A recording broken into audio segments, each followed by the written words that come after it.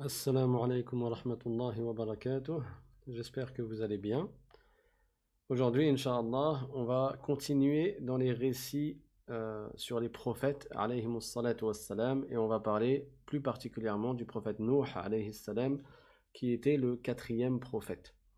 Bismillahirrahmanirrahim, alhamdulillahi rabbil alamin, wa sallallahu wa sallam ala sayyidina Muhammadin taha al-amin, وعلى آله وصحبه الطيبين الطاهرين اللهم لا سهل إلا ما جعلته سهلا وأنت يا حي يا قيوم تجعل الحزن إذا شئت سهلا اللهم علمنا ما جهلنا وذكرنا ما نسينا وانفعنا بما علمتنا وزدنا علما.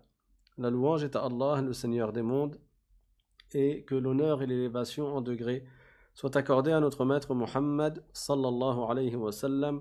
Nous demandons à Allah qu'il nous fasse apprendre ce que nous ignorons, qu'il nous fasse nous rappeler de ce que nous avons oublié et qu'il nous augmente en connaissance. Et nous lui demandons de nous préserver de l'état des gens de l'enfer. Et nous demandons à Allah qu'il fasse que notre intention soit sincère. Donc on recherche l'agrément d'Allah dans l'apprentissage de la science de la religion. On a vu dans les précédents cours que le premier des prophètes était le prophète Adam alayhi salam, et c'était un prophète messager, et c'était le premier des êtres humains. Il avait une épouse qui s'appelle Ève, Hawa, et ils ont eu beaucoup d'enfants, et ils ont eu une grande descendance. Et Adam alayhi salam a vécu 1000 années. Après quoi, lorsqu'il est décédé, il y a eu un deuxième prophète qui était le dernier de ses enfants de la première génération. Ses vrais enfants, ses enfants directs, le dernier d'entre eux était Shith alayhi salam, et c'est lui qui a reçu la révélation après la mort de son père, le prophète Adam alayhi salam. Et Shith a vécu 972 ans. On a vu également que après la mort de Shith, plusieurs générations après, il y a eu un nouveau prophète qui était le prophète Idris, qu'on appelle également Akhnur, et le prophète Idris, Enoch, c'est donc le troisième prophète. Et ces trois prophètes-là étaient des prophètes messagers. Et à l'époque de ces trois prophètes-là, tous les êtres humains étaient musulmans. Le seul non-croyant qui existait était Iblis. Ça n'est pas un être humain, mais c'est un djinn.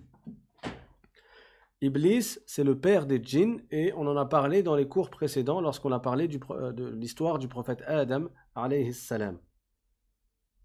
Donc, tous les êtres humains, à l'époque de Adam, de Shith et de Idris, les trois premiers prophètes, tous étaient musulmans. Et les prophètes leur enseignaient comment appliquer, comment pratiquer l'islam, comment obéir à Allah, comment ne pas désobéir à Allah. Ils leur ont enseigné la prière, ils leur ont enseigné de jeûner certains jours, ils leur ont enseigné de payer la zakat, une aumône pour les plus pauvres. Chaque prophète a reçu des lois et chaque prophète a transmis ces lois à son peuple, à sa communauté. Et quand le prophète Idris, alayhi salam, qui était le troisième prophète, a appelé lui aussi à obéir à Allah subhanahu wa ta'ala, Idris, nous avons dit qu'il était parti de l'Irak, puisqu'il est né à Babel, il est parti en direction de l'Égypte. Et c'est le premier à avoir construit avoir fait ce qu'on appelle l'urbanisation. À son époque, il y a eu 80 villes et on voit que l'humanité commençait à grandir de plus en plus. Et à cette époque-là, il y avait 72 langues. Et Idris, alayhi salam, il enseignait à son peuple qui devenait de plus en plus grand. Et à l'époque de Idris, il y avait des gens qui étaient vertueux, qui étaient pieux, qui étaient des saints. Avant de passer à la suite, je vais d'abord définir c'est quoi un pieux et c'est quoi un saint. Parce que ces cinq-là, ces cinq personnes, c'était des walis, c'était des saints. Un pieux, tout d'abord, un taqi, c'est quelqu'un qui accomplit tout ce qu'Allah lui ordonne et qui évite tout ce qu'Allah lui interdit. Et c'est un devoir pour chacun d'entre nous d'être des pieux. Allah Ta'ala dit dans le Coran Ya ayyuhalladhina amanu attaqullah Ya ayyuhalladhina amanu attaqullaha haqqa tuqatihi wa la tamutunna illa wa antum muslimun. C'est-à-dire, ô vous les croyants, faites preuve de piété ittaqullah, donc ayez la taqwa. C'est quoi la taqwa? Je viens de le dire, c'est de craindre Dieu de sorte à appliquer ce qu'il nous ordonne et à éviter ce qu'il nous a interdit. Il a dit donc, Ya ayyuhalladhina amanu ittaqullaha haqqa tuqatih, faites preuve de piété comme il se doit, wa la tamutunna illa wa antum muslimun, et ne mourrez qu'en étant musulmans, qu'en étant soumis à Dieu, parce que comme je l'ai déjà dit, l'islam, le terme islam signifie la soumission. Quand on dit qu'on est musulman, c'est-à-dire qu'on se soumet à Allah et qu'on adore Allah uniquement et qu'on ne lui associe rien. Dans un autre verset du Coran, Allah Ta'ala dit Ya ayyuhalladhina amanu ittaqullaha wal tanzur nafsum ma qaddamat lighad wattaqullaha innallaha khabirum bima ta'malun. Et ce verset incite et ordonne également à faire preuve de piété.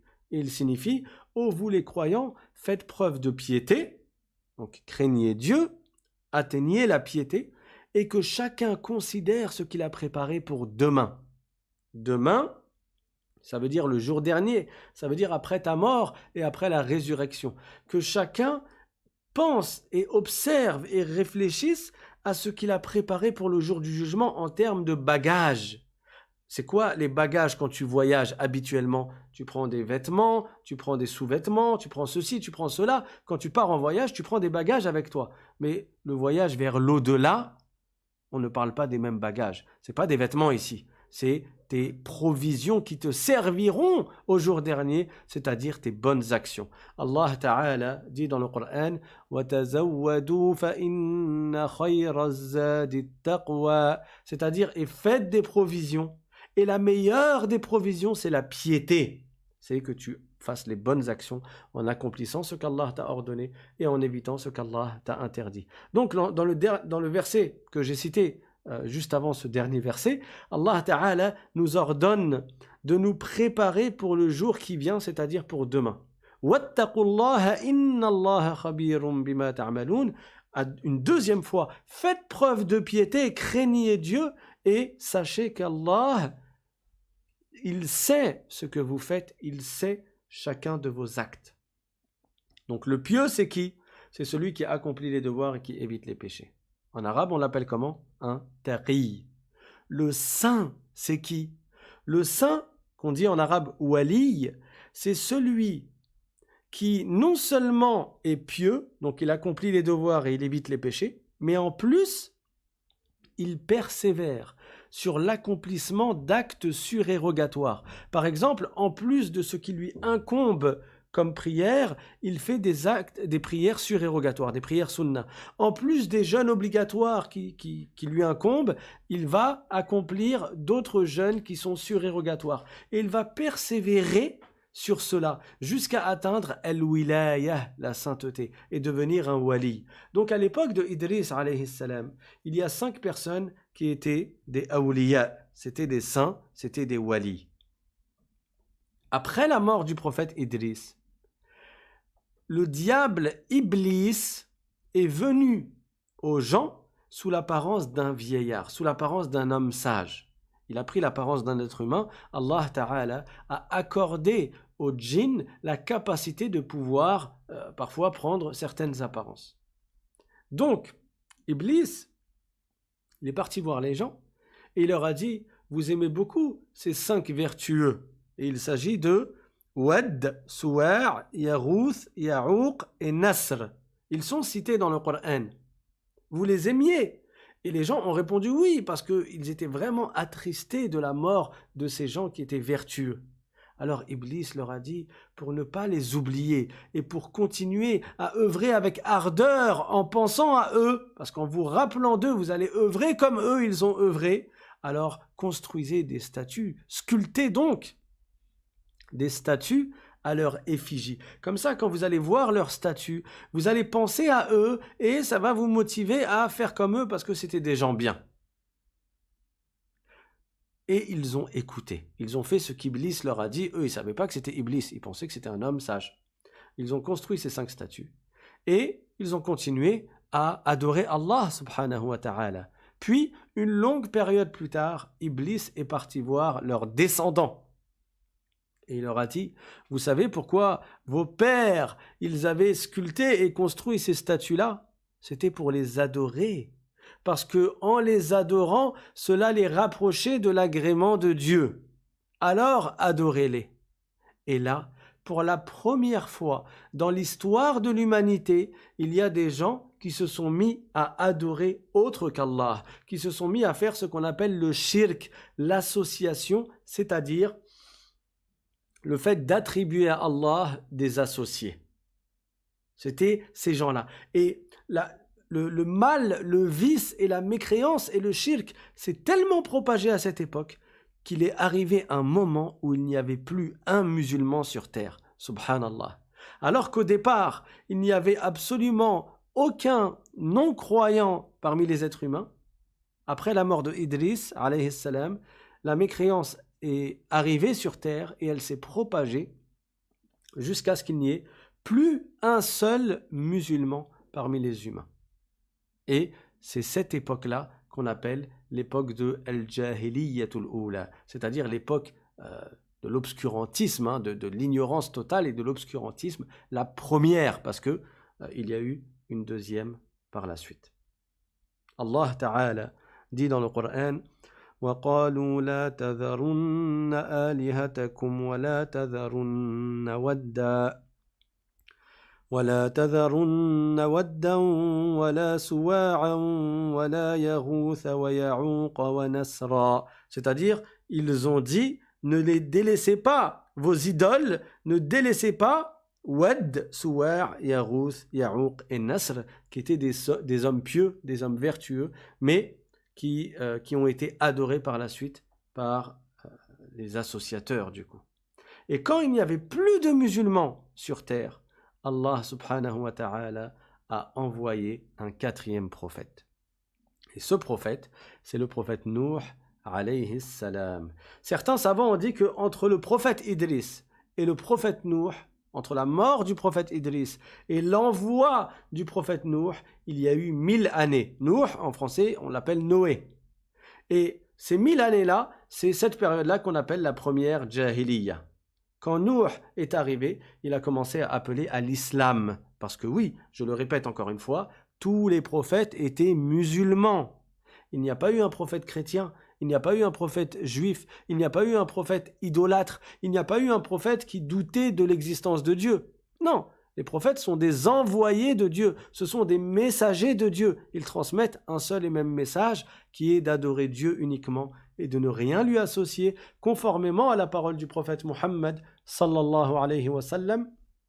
Al-anbiya'u ikhwatun li'allat dinuhum wahid wa ummahatuhum shatta. C'est-à-dire les prophètes sont comme des frères qui ont un même père et des mères différentes. Leur religion c'est la même, mais les lois qui leur ont été révélées sont différentes. Le prophète Nuh alayhi salam, Noé, il a vécu extrêmement longtemps. Certains savants ont dit qu'il a vécu 1780 années. Il a vécu longtemps. Et il a appelé à l'islam pendant 950 ans. Pendant 950 ans, il a fait la da'wa. Et vous savez combien de personnes ont cru en lui après 950 ans? Et ça, c'est une grande épreuve pour lui. Et les prophètes sont les plus patients des êtres humains. Et ils nous enseignent la patience. Il y a seulement 80 personnes environ qui ont cru en lui et qui étaient musulmanes à son époque. Subhanallah. Il est possible que nous, à notre époque, si l'un d'entre nous fait la da'wa, c'est-à-dire qu'il appelle les gens à l'islam, il attire vers l'islam plus que 80 personnes. Et Allah lui facilite. Or, le prophète Nuh, qui était un prophète, et les prophètes sont les plus sages des humains, des êtres humains, ce sont les plus intelligents, ce sont ceux qui sont dotés de la plus grande éloquence, ce sont les plus beaux. Allah leur a donné les meilleures qualités des êtres humains. Et malgré cela, les gens de son époque étaient tellement orgueilleux qu'ils ont refusé de croire en lui, sauf environ 80 personnes. Et les autres ne se sont pas contentés de ne pas croire en lui. Ils lui faisaient du mal, ils le frappaient, ils l'insultaient, ils le traitaient de fou.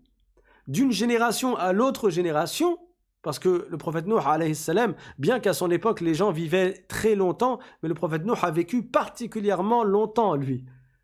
De génération en génération, les gens transmettaient à leurs enfants en leur disant « N'écoutez pas cet homme-là, c'est un fou ». Qu'est-ce que le prophète Nuh, alayhi salam, faisait? Il faisait preuve de patience et il était doté d'une très grande miséricorde. Malgré le mal qu'on lui faisait, il répondait comment? Par sa miséricorde, en voulant pour eux le bien et donc en continuant à les appeler à la vérité. En continuant à les appeler à la guider. Parfois, les gens l'étouffaient, ils l'étranglaient jusqu'à ce qu'il s'évanouisse. Parfois, ils le frappaient jusqu'à ce qu'il s'évanouisse. Ils disaient c'est un fou. Et malgré cela, le prophète Nuh alayhi salam a continué. Même sa propre femme, son épouse, elle n'a pas cru en lui. Et elle se moquait de lui, tout comme les autres se moquaient de lui. Imaginez-vous la douleur et la souffrance. Sa propre femme n'était pas un soutien pour lui dans cette immense épreuve. Et ce n'est pas pour rien que Allah Ta'ala a fait que le prophète Nuh alayhi salam fasse partie de Ulul Azm, qui sont les 5 meilleurs prophètes, qui sont les 5 prophètes qui ont le plus patienté. Et il s'agit, comme j'ai dit dans un cours précédent, de Muhammad, Ibrahim, Moussa, Isa et Nuh alayhimus salam. Et certains savants ont ajouté un 6e prophète qui est le prophète Ayyub alayhi salam parmi Ulul Azm. Et d'une manière générale, les prophètes sont les plus patients. Car le prophète alayhi salatu wassalam a dit Ashaddun nas bala'an al-anbiya thumma al-amthalu fal-amthal. C'est-à-dire les plus éprouvés des gens étaient les prophètes, puis ceux qui sont en dessous dans le degré, donc les saints, puis ceux qui sont en dessous dans le degré. Arrivé à un moment, Allah Ta'ala a révélé au prophète Nuh alayhi salam qu'à partir de maintenant, plus personne n'allait être guidé. Après tout le travail que Nuh avait fait, Dieu a envoyé Nuh à un peuple qui était dur. Ils n'étaient pas faciles, ces gens-là. Ils ont face à eux un homme doué d'une extrême intelligence, d'une grande miséricorde, d'une grande beauté, d'une grande compassion, d'une grande éloquence, qui les appelle à la vérité, et la plupart n'acceptent pas. Allah Ta'ala dit dans le Coran إنا أرسلنا نوحا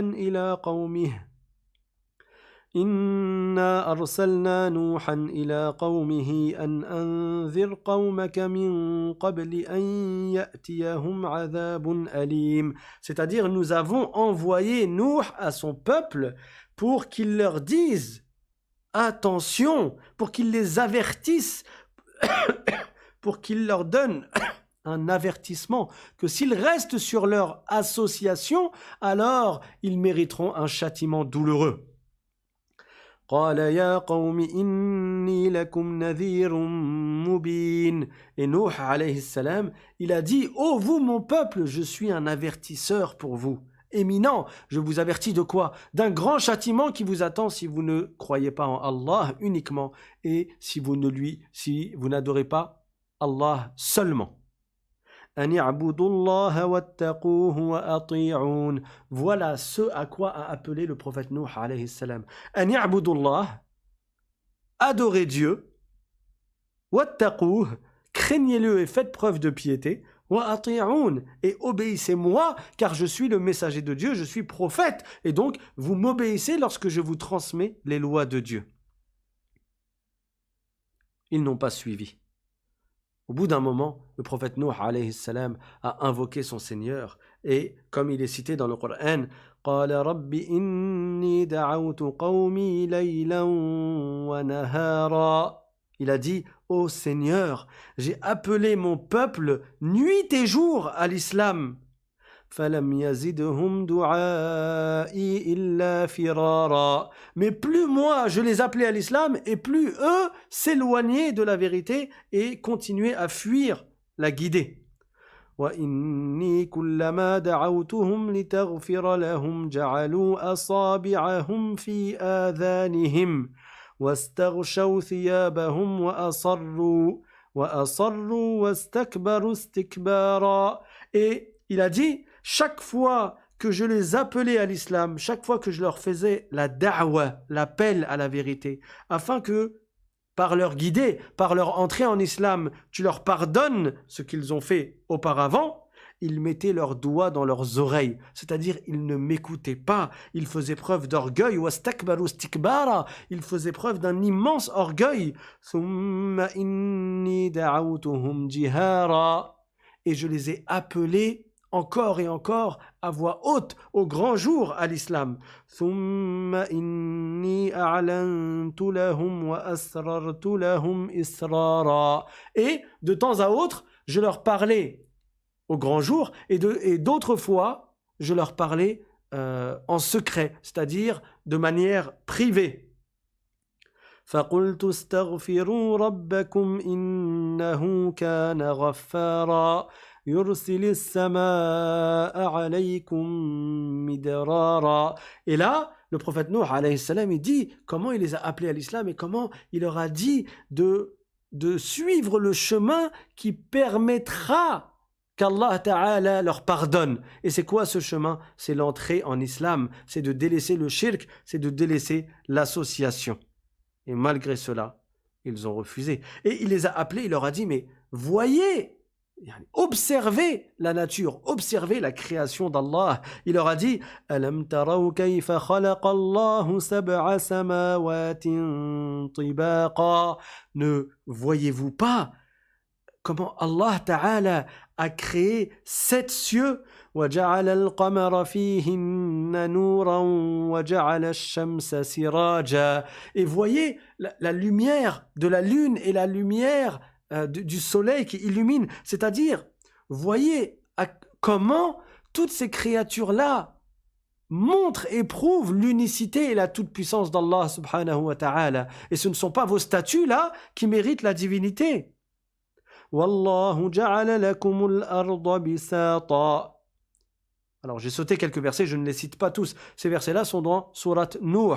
C'est une sourate qui porte le nom du prophète Nuh alayhi salam. Et donc il a dit Wallahu ja'ala lakumul arda bisata litasluku minha subulan fijaja. C'est-à-dire, et regardez également que Allah Ta'ala, il vous a accordé la terre comme un sol pour vous dans lequel vous pouvez vous déplacer. Et malgré tout cela, ils ont refusé de croire. قال نوح رب إنهم عصوني واتبعوا من لم يزده ماله وولده إلا خسارا. Donc Nuh, après tout ce temps-là, il a dit, ô Seigneur, ils m'ont désobéi. C'est pas moi qu'ils ont suivi. Ils n'ont suivi que ce qui mène à la perdition, mais moi, ils ne m'ont pas suivi.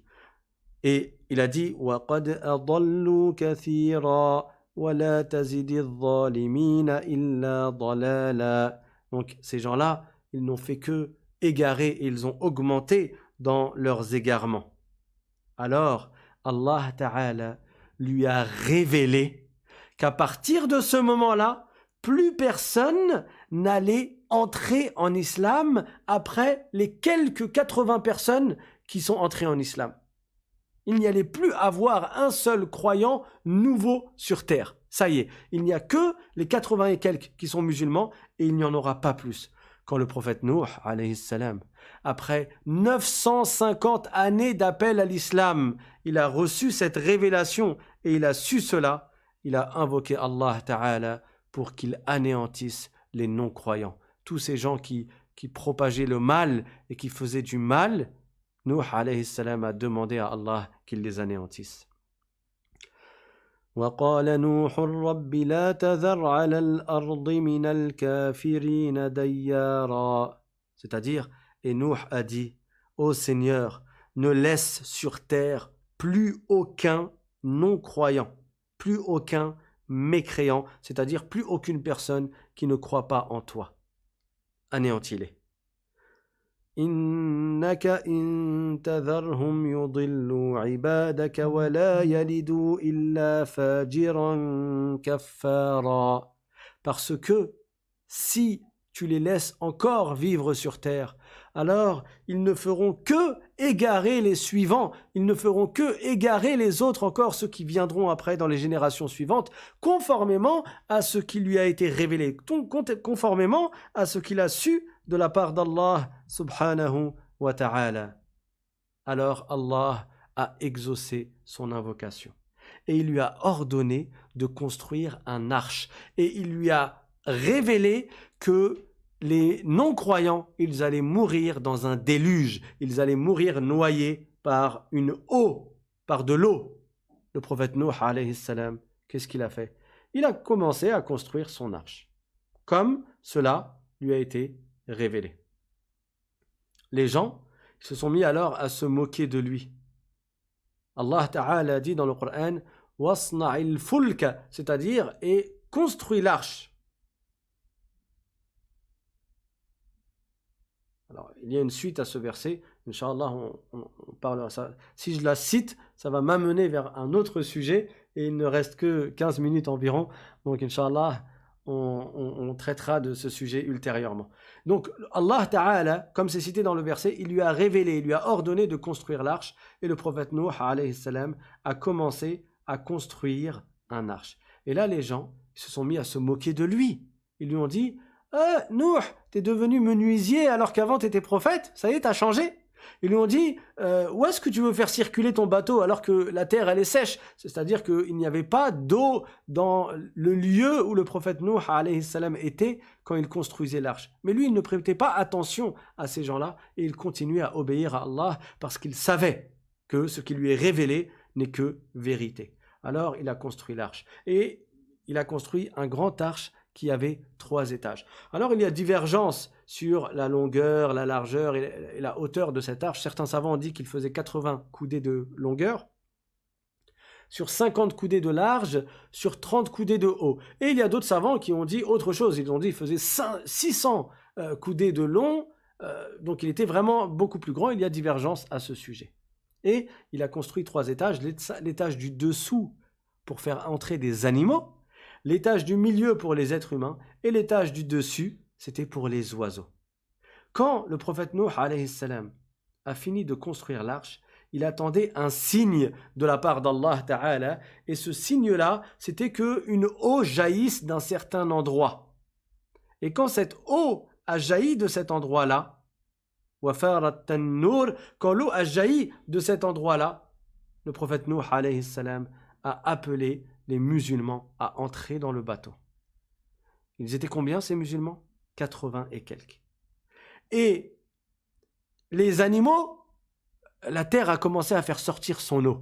Et quand la terre a commencé à faire sortir son eau, les animaux, ils s'éloignaient de l'eau, et donc ils se rapprochaient d'où? De l'arche du prophète Nuh alayhi salam. Et le prophète Nuh a fait entrer un couple d'animaux, donc un mâle et une femelle, d'un certain nombre de sortes d'animaux. Ils sont entrés dans l'étage du dessous, et les êtres humains dans l'étage du milieu, et il y avait les oiseaux dans l'étage du dessus. La femme du prophète Nuh, comme j'ai dit tout à l'heure, elle n'a pas accepté de croire au prophète Nuh alayhi salam. Un des fils du prophète Nuh, qui s'appelait Canaan, lui aussi, il a refusé de croire en son père, et son père l'a appelé à l'islam, et il a refusé. Il ne voulait pas. Le propre fils du prophète Nuh alayhi salam, la propre épouse du prophète Nuh, ils ne l'ont pas suivi alors que c'était un messager de Dieu. Donc j'ouvre une parenthèse sur ce sujet-là. Il se peut que parmi nous et parmi vous, il y ait des gens dans nos familles à qui Allah n'a pas accordé la guidée. Comment réagir et comment agir dans cette situation-là? On agit comme les prophètes nous ont enseigné. On continue à espérer qu'Allah les guide et tant qu'ils sont vivants, on continue à essayer d'être une cause pour qu'ils soient guidés. Mais à partir du moment où ils meurent sur autre que la foi, alors là on dit khalas, c'est trop tard, c'est fini. Allah Ta'ala a prédestiné pour eux une mauvaise fin, alors ils mériteront l'enfer pour l'éternité. Mais tant qu'ils sont vivants, on garde espoir et je connais personnellement plusieurs personnes qui ont fait la da'wa à leurs parents, qui ont appelé leurs parents à l'islam, eux-mêmes étaient des convertis et leur père ou leur mère sont entrés en islam quelques jours avant leur mort, sur le lit d'hôpital, alors qu'ils étaient à 2 doigts de mourir. C'est à ce moment-là que leur cœur s'est ouvert. Donc, tant que ces personnes-là qui sont proches de nous et qui ne sont pas guidées sont encore vivantes, on continue à espérer et à agir de sorte à être une cause pour qu'ils soient guidés. Et s'ils meurent sur autre que la foi, que cela ne nous freine pas, nous, sur la vérité dans laquelle nous sommes. Parce que certaines personnes, lorsqu'on leur parle de se convertir à l'islam, elles acceptent tout dans la croyance musulmane et elles comprennent que c'est la vérité et que c'est logique parce que la raison saine, elle témoigne de la véracité de l'islam. Donc ces personnes, elles reconnaissent tout, la foi en Allah, la foi en les différents prophètes, en tous les prophètes, sauf qu'elles se disent « Ouais, mais si j'entre en islam, ça veut dire que ça veut dire que je reconnais par là que mes parents ou que mes frères et sœurs ou que ma famille, ils sont égarés et que s'ils restent ainsi, ils mériteront l'enfer. » Et après, il se dit, non, mais du coup, moi, je veux rester avec eux. Mais comment ça? Si quelqu'un veut l'égarement et toi, tu as connu la vérité, tu préfères rester dans l'égarement? Si quelqu'un fonce en enfer, si quelqu'un, il prend le chemin de l'enfer et toi, tu as ouvert les yeux et tu sais que c'est le chemin de l'enfer, tu vas dire, ah ben, du coup, je vais moi aussi suivre le chemin de l'enfer. Quelqu'un se jette d'une falaise, comme souvent les parents ils disent, quand tu as des mauvaises fréquentations, toi tu veux les suivre, et tes parents te disent, s'il il va sauter d'une falaise, tu vas le suivre, tu vas sauter de la falaise? Non! À un moment donné, tu fais preuve de raison et de raisonnabilité, et tu vas vers là où est ton bien, et là où est ta salvation. Comment être sauvé en restant sur la foi en Allah et en son messager, et en attestant qu'il n'est de Dieu qu'Allah et que Muhammad est le messager d'Allah. Et sache que tu n'es pas le seul ou la seule à avoir des gens dans ta famille qui n'ont pas été guidés. Les prophètes, parmi eux, il y en a qui avaient été éprouvés par cette immense épreuve. Le prophète Ibrahim, alayhi salam, son père Azar, il n'a pas accepté de suivre Ibrahim, alayhi salam. Pourtant, Ibrahim, c'est le 2e meilleur prophète. Inch'Allah, on racontera son histoire dans ce mois-là, dans le mois de Ramadan. Inch'Allah ta'ala. Son père, il n'a pas suivi. Pourtant, c'était son fils, il avait des miracles. Son père ne l'a pas suivi. Et il est mort sur autre que la foi. Le prophète Nuh, alayhi salam, comme on a indiqué, sa femme et son fils Canaan.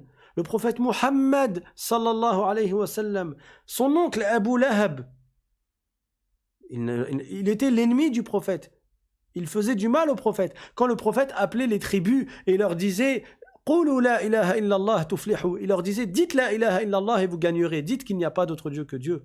Et bien sûr, et que le prophète Mohammed est le messager de Dieu. Et c'est ainsi que vous gagnerez, que vous serez sauvés dans l'au-delà. Son oncle Abu Lahab, il venait derrière lui et il disait aux gens, ne l'écoutez pas, c'est un menteur. Son propre oncle. Et il est mort sur autre que la foi. Il est mort dans le shirk, dans l'association. Donc, si ça nous arrive, il faut qu'on se rappelle que c'est arrivé également aux meilleurs des créatures, à certains parmi les meilleurs des créatures. Le prophète Lot, alayhi salam, sa femme n'a pas cru en lui. Et elle a été anéantie avec son peuple. Et Inch'Allah, on racontera également l'histoire du prophète Lot, qui était le neveu du prophète Ibrahim, alayhi salam. Donc, revenons, je ferme la parenthèse, revenons au prophète Nuh, alayhi salam, son fils Canaan a refusé de croire en lui. Et Nuh l'a mis en garde et il lui a dit d'entrer en islam. Et Nuh lui a dit ça à son fils Canaan et Canaan a refusé. Allah Ta'ala dit dans le Coran قال سآوي إلى جبل يعصمني من الماء قال لا عاصم اليوم من أمر الله إلا من رحم وحال بينهما الموج فكان من المغرقين. C'est-à-dire que Canaan, il a dit à son père, non, je ne veux pas, et je vais monter sur une montagne, la plus haute montagne qui pourra me protéger de l'eau. Et c'est quoi la fin du verset? وَحَالَ بَيْنَهُمَا الْمَوْجِ فَكَانَ مِنَ الْمُغْرَقِينَ. Mais il a été pris par la vague. Parce que toute la terre a été prise par l'eau. Même la plus haute montagne était sous l'eau. L'eau a dépassé la plus haute montagne sur terre de 80 coudées, selon ce qu'ont dit certains savants. فَكَانَ مِنَ الْمُغْرَقِينَ. Et donc Canaan était au nombre des noyés. Qui était dans le bateau? Dans l'arche, il y avait 80 personnes environ. Parmi eux, 3 autres enfants du prophète Nuh alayhi salam qu'on appelle Sam, Ham et Yafith. Et ces 3 enfants qui étaient musulmans, ils avaient des épouses. Allah Ta'ala a ordonné à la terre de faire sortir son eau. Et la terre a fait sortir son eau. Puis Allah a ordonné au ciel de faire tomber son eau. Et sachez que habituellement, l'eau de la pluie, quand elle tombe du ciel, ce sont des anges qui font descendre chaque goutte de pluie. Subhanallah. Regardez la toute-puissance d'Allah subhanahu wa ta'ala. Allah a chargé des anges de faire descendre les gouttes de pluie. Et chaque année, il y a exactement la même quantité de pluie qui descend sur terre. Mais elle ne descend pas au même endroit. C'est pour ça que parfois la sécheresse, elle se trouve quelque part, et parfois la sécheresse, elle se trouve autre part. Mais quand le ciel est tombé, c'est-à-dire quand la pluie est tombée lors du déluge, ça n'était pas les anges qui s'occupaient de cela. C'était par la toute-puissance d'Allah subhanahu wa ta'ala. Et chaque goutte de pluie qui tombait, c'était comme une montagne. Et c'est pour cela qu'il y avait une sagesse dans le fait que la terre, elle fasse sortir son eau avant que le ciel fasse tomber son eau. Et donc, toute la terre a été remplie d'eau, et le prophète Nuh était avec les musulmans dans l'arche, et ils sont restés dans l'arche pendant 6 mois. Et durant ces 6 mois, ils sont partis à l'endroit où il y a la Kaaba à l'origine. Alors comme je vous ai déjà dit, certains savants ont dit que la Kaaba a été élevée au ciel avant le déluge, et d'autres savants ont dit qu'elle a été détruite par le déluge. Et c'est Ibrahim alayhi salam qui est venu la reconstruire par la suite. Et l'arche de Nuh a fait 7 tours autour de l'endroit de la Kaaba. Et l'arche de Nuh alayhi salam est partie au mont Arafat, qui est le lieu, qui est un lieu connu dans le pèlerinage. Il a fait le rite du pèlerinage dans l'arche, sur l'eau. Ils sont restés ainsi pendant 6 mois, et 6 mois plus tard, Allah Ta'ala a ordonné à la terre d'avaler l'eau. وقيل يا أرض ابلعي ماءك ويا سماء أقلعي وغيض الماء وقضي الأمر واستوت على الجودي وقيل بعدا للقوم الظالمين. Il a été ordonné à la terre d'avaler l'eau, il a été ordonné au ciel d'arrêter de faire tomber l'eau, et c'est ainsi que l'eau a été absorbée par la terre. Et l'arche de Nuh alayhi salam est donc descendue, il a atterri ou l'a améri, il s'est arrêté, il s'est installé dans la montagne de El-Joudi, et lorsqu'ils sont descendus de la montagne, lorsqu'ils sont descendus de l'arche et qu'ils ont donc été sauvés, les musulmans, c'était le jour de Ashura, le 10e jour du mois de Muharram, selon ce qu'ont dit certains savants. Alors, les musulmans de cette époque-là ont jeûné pour remercier Allah subhanahu wa ta'ala de les avoir sauvés. Qu'est-ce qui s'est passé après? Il n'y avait que des musulmans sur terre. Sauf que les seuls qui ont eu une descendance, parmi les 80 et quelques musulmans qui restaient, les seuls qui ont eu une descendance, c'étaient les 3 enfants du prophète Nuh alayhi salam. Sam, Ham et Yafith. Les autres n'ont pas eu de descendance. En d'autres termes, toute l'humanité après le prophète Nuh descend du prophète Nuh. C'est pour ça qu'on dit que Adam alayhi salam, c'est le père de l'humanité, et que Nuh alayhi salam, c'est le 2e père de l'humanité. Dans le sens où tous les êtres humains qui sont venus après le déluge, ils sont tous de la descendance de Sam et de Ham et de Yafith. Et les Arabes et les Hébreux, ils descendent de Sem. On les appelle les Sémites. Ça vient du terme Sem, qui était le nom du fils du prophète Nuh alayhi salam. Et voilà. Je pense qu'on est arrivé à la fin de l'histoire sur le prophète Nuh alayhi salam. Allah Ta'ala dit dans le Coran وَجَعَلْنَا ذُرِّيَّتَهُ هُمُ الْبَاقِينَ, c'est-à-dire, et nous avons fait qu'il ne reste plus que la descendance de Nuh alayhi salam. Et c'est pour ça, oui, je voulais ajouter ça, c'est pour ça que au jour dernier, il faut savoir que les musulmans qui ont désobéi à Allah Ta'ala et qui seront dans une grande détresse et une grande panique, parce que beaucoup d'entre eux mériteront un châtiment, même s'ils sont musulmans, parce qu'ils auront désobéi à Allah, ils iront voir le prophète Adam alayhi salam pour lui demander d'intercéder en leur faveur. Les musulmans, hein, parce que celui qui n'a pas cru en Allah et en son messager, à partir du moment où il est mort, celui-là, il ne mérite plus la miséricorde d'Allah. Dieu dit dans le Coran, wa rahmati wasi'at kulla shay' fa sa'aktubuha lilladhina yattaqun.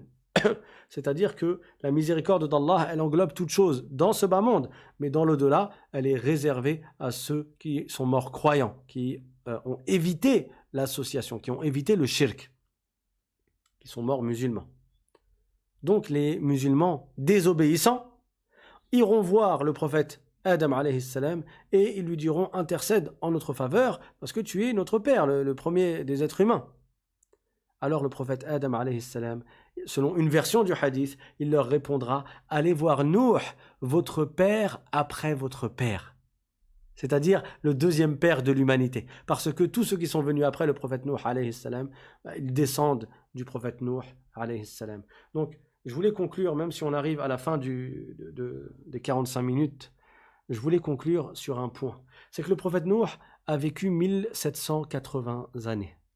Il a appelé à l'islam pendant 950 ans. Il a vécu une certaine période, 480 années si je me souviens bien, avant de commencer à appeler à l'islam, avant de recevoir la révélation, et il est resté vivant environ 350 ans, je crois, après le déluge. Donc il a vécu longtemps. Quand il est arrivé à la fin de sa vie, il allait mourir. On lui a demandé « Comment as-tu trouvé ce bas monde? Comment as-tu trouvé cette vie sur terre ?» Et il a répondu « Comme une pièce qui a deux portes, comme une chambre qui a deux portes. Je suis entré par une porte et maintenant je sors de l'autre porte. » Voilà à quoi se résume la dunya. Voilà à quoi se résume ce bas monde. Et quand tu rentres dans une pièce en sachant que tu vas traverser cette pièce et tu vas te retrouver de l'autre côté, tu vas traverser la porte qui est de l'autre côté, tu ne t'attaches pas à cette pièce-là. Tu ne vas pas bâtir et faire en sorte de tout miser pour cette vie-là, cette vie qui est éphémère. Si le prophète Nuh, alayhi salam, doté d'une immense sagesse, parce que tous les prophètes étaient sages, il a réduit la vie de ce bas monde, dans laquelle il a vécu plus que chacun d'entre nous. Et même tu peux additionner moi, plus toi, plus lui, plus elle, nos vies en commun, il en faut beaucoup pour arriver à la longueur de la vie du prophète Nuh, alayhi salam, 1780 années. Et à la fin, il te fait une khulasa, il te fait un résumé en te disant, c'est comme quand tu rentres dans une pièce, tu rentres par une porte, tu sors de l'autre porte. Voilà, ça y est, c'est fini, khlas. Quelqu'un qui est raisonnable, est-ce qu'il va s'attacher à cette vie? Combien de gens courent après les plaisirs de ce bas monde? Combien de gens courent, on dirait, c'est comme si, dans leur façon de vivre, c'est comme s'il n'y avait pas de vie après la mort. C'est comme si tout était maintenant. Et donc, ils veulent profiter du maximum de plaisir maintenant, mondain. Alors que non, le musulman ne croit pas ainsi. Le musulman, il croit d'une croyance ferme au jour dernier. Ça fait partie des 6 piliers de la foi. Le prophète sallallahu alayhi wa sallam a dit dans un hadith Al-imanu an tu'mina billahi wa malaikatihi wa kutubihi wa rusulihi wal yawmil akhir wa tu'mina bil qadari khayrihi wa sharrihi. Rapporté par Muslim, ça veut dire que la foi consiste à croire en Allah, à croire aux anges, à croire aux prophètes, les envoyés de Dieu, à croire aux livres que Dieu a révélés à ses prophètes et à croire au jour du jugement dernier. Au jour dernier. On sait qu'il existe Torah, on sait qu'il aura lieu. Et sixièmement, croire également, parmi les 6 piliers de la foi, au destin. C'est-à-dire que toute chose a été prédestinée par Dieu. Tout. Que ce soit les bonnes choses ou les mauvaises choses, tout ce qui entre en existence, c'est Allah qui l'a créé, et c'est Allah qui l'a voulu, et c'est Allah qui l'a prédestiné. Kul shi bil maktoub, comme on dit. Donc parmi les 6 piliers de la foi, il y a croire au jour dernier. Et malgré cela, on trouve, et beaucoup d'entre nous sommes concernés, on sait que le jour dernier aura lieu, mais malgré ça, on agit et on œuvre comme s'il n'aura pas lieu. On a un long espoir. On pense qu'on va vivre encore longtemps, encore longtemps, encore longtemps. Et même quand la personne devient âgée, elle atteint 40 ans, 60 ans, il continue à faire des projets comme s'il allait vivre encore des années.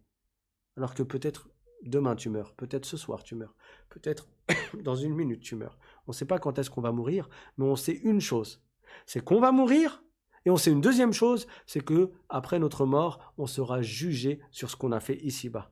Donc profitons des instants qui nous restent à vivre, des souffles qui nous restent à vivre pour maximiser, pour faire le maximum de bonnes actions afin de gagner la miséricorde d'Allah, le pardon d'Allah et le paradis d'Allah subhanahu wa ta'ala. Wa akhiru da'wana anilhamdulillahi rabbil alamin wa sallallahu wa sallama ala sayyidina Muhammadin Taha al-Amin wa ala alihi wa sahbihi at-tayyibin at-tahirin. Donc, pour les nouveaux, avant de conclure, je rappelle que vous pouvez vous inscrire pour recevoir le lien des cours chaque jour, quelques minutes avant le cours par WhatsApp. Il suffit d'envoyer un message à notre adresse mail qui est l'islam.simplement@gmail.com. l'islam.simplement@gmail.com. Et comme ça, on vous envoie la notification, le rappel par WhatsApp. Comme ça, vous avez juste à cliquer sur le lien et vous assistez au cours en live, Inch'Allah. Je rappelle que pendant le mois de Ramadan, il y a cours tous les jours. Je rappelle que je vous avais lancé un challenge il y a 2 jours, qui était qu'on soit 1000, maintenant qu'on est 500. C'est-à-dire que chacun d'entre vous attire une personne à cette assemblée de sciences de religion afin que nous soyons plus nombreux à profiter de ce bien. Je vois que vous n'avez pas réussi votre challenge. Je vous donne encore une chance pour demain, Inch'Allah ta'ala. Et je vous rappelle le programme, on donne cours sur les histoires des prophètes tous les mardis, mercredis et vendredis. Le jeudi, c'est une séance de questions-réponses. Et d'ailleurs, hier, je me suis rendu compte que vous avez posé beaucoup de questions et que comme je me suis un peu étalé sur chaque réponse, au final, j'ai peur qu'un certain nombre parmi vous ait été frustré. Je suis désolé. En fait, il y a 2 options. Soit j'enchaîne les réponses aux questions, mais à la fin, c'est possible que vous allez sortir de la séance avec plein de questions, plein de réponses et un peu un fouillis dans votre tête et vous allez vous y perdre. Soit je sélectionne certaines questions qui peuvent être utiles pour tout le monde et, Inch'Allah, j'essaye d'y répondre de manière posée afin qu'on en tire un certain nombre d'enseignements et qu'on se rappelle de la réponse. Donc, à vous de voir, vous me direz dans les commentaires ce que vous préférez. Et sinon, si vraiment vous avez des questions auxquelles vous tenez à avoir la réponse, envoyez-les-moi par mail à la limite à l'islam.simplement@gmail.com. Donc, lundi, il y a cours sur la croyance et samedi, demain, ce sera un cours sur les jardins des vertueux, c'est-à-dire des explications de hadith du prophète Muhammad sallallahu alayhi wa sallam. Donc, je vous donne rendez-vous demain. Et dimanche, c'est un cours surprise. Alors, pourquoi c'est un cours surprise? Je vous le dirai dimanche, Inch'Allah.